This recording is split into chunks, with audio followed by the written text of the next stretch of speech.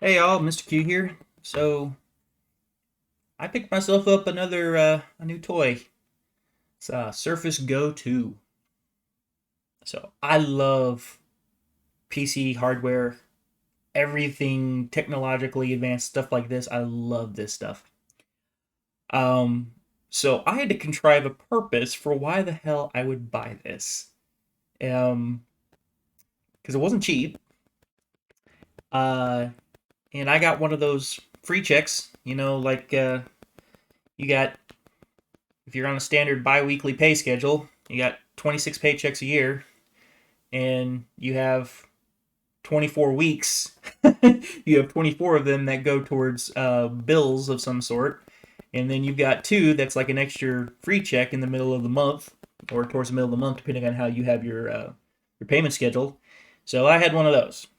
And I'd been keeping my eye on one of these for a while, looking for a good deal. So Best Buy open box, best stuff if you're trying to get hardware like this. Really best stuff.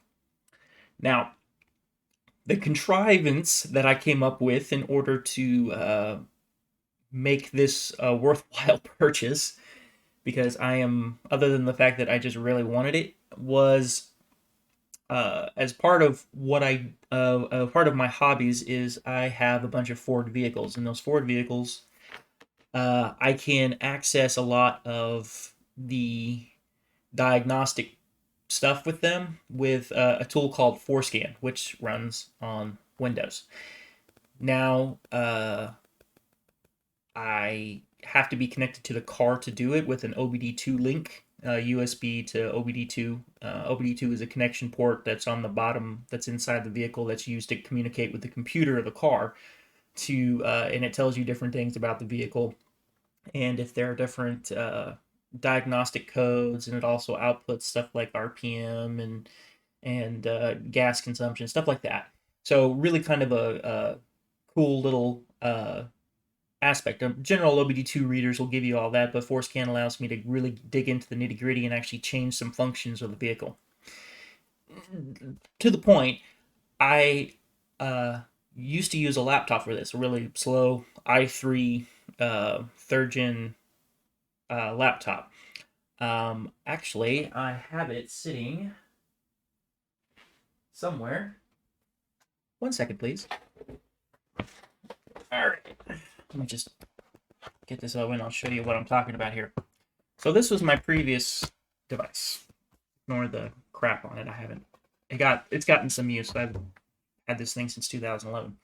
Anyway, so this was a old 11.3 inch Asus laptop, i3, 4 gigabytes of RAM, and it had a 500 gigabyte, 5400 RPM hard drive.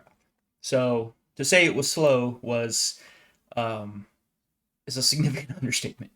But what was great about it was that for the time, it was small and it was relatively light. It was also relatively inexpensive. I picked it up for about $300.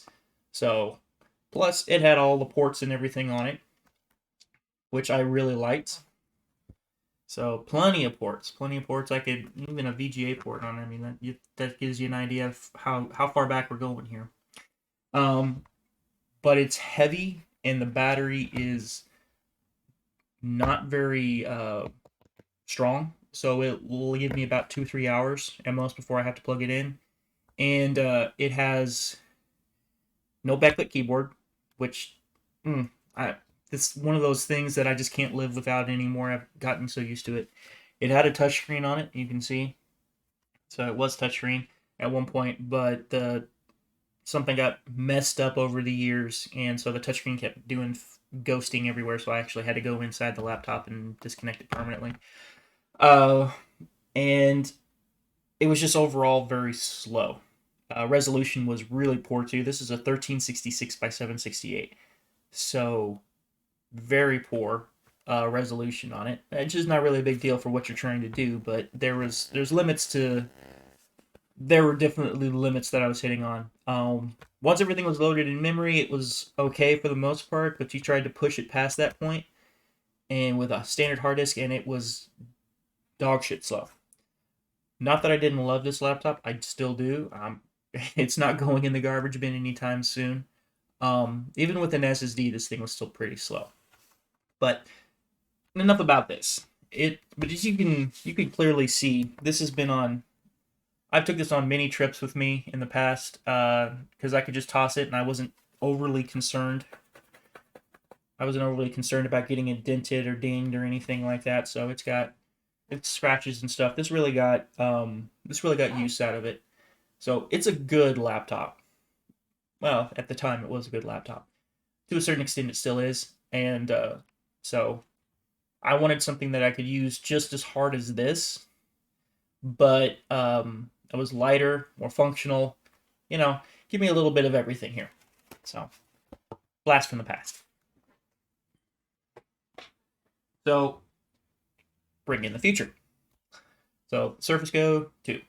That's exactly what I wanted. It gave me everything that I need out of that. The screen's a little bit smaller, so this is a 10.3, that was 11.6. So, but the resolution's better, the capability's better, battery life is better.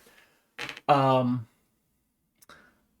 Processor is actually better. Pentium versus an i3, you would think that would not, but when you're talking about 8 generations apart, even your low end processors are going to outperform your higher end ones from that long ago.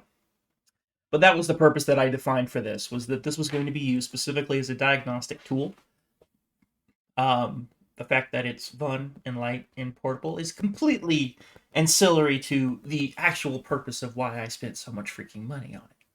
But I'm gonna give you a quick overview of the hardware that is on it, just as a fun little review of this device after I've had it for a few days, and go over maybe some other things that I plan to do with it in the future.